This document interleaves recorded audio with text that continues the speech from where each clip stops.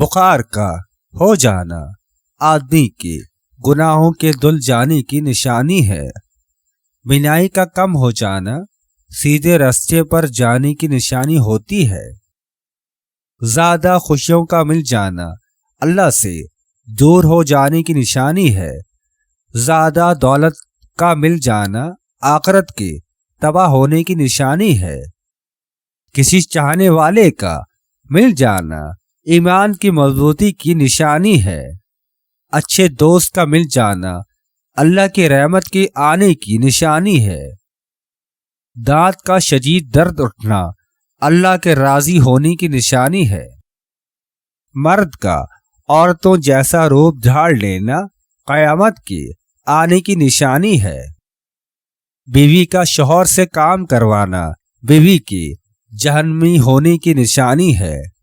मेहमान के आने पर मुंह बना लेना अल्लाह की नाराज होने की निशानी है। इबादत में दिल लगना अल्लाह को पसंद आ जाने की निशानी में से है।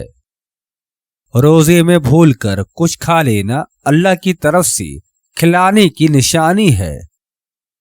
लाइलाज बीमारी का मर्ज लगना गुनाहों के कफारा की निशानी है। कांटे का चुभ जाना एक गुनाह कम होने की निशानी है। सादा लिबास पहनना बंदे के पुरखुलूस होने की निशानी है। जिसको देख के अल्लाह याद आ जाए अल्लाह के वली की निशानी है। मस्जिद में अजान का 2 बार आना अल्लाह के वली के आने की निशानी है। औरत का पर्दा ना करना अल्लाह ताला के नाराज होने की निशानी है।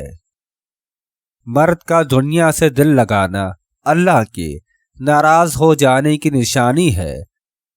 वालिदैन पर प्यार आना अल्लाह ताला के राजी हो जाने की निशानी है। मोमिन का झूठ बोलना अल्लाह के गजब को दावत देता है। बुजुर्गों की महफिल से उठ जाना मुसीबत और मुश्किलों को दावत देना है। बीवी का शौहर से बदसलूकी करना अल्लाह के गजब को दावत देने की निशानी है। अल्लाह जब किसी से राजी होता है तो उसे आजमाने के लिए मुश्किलों में डाल देता है।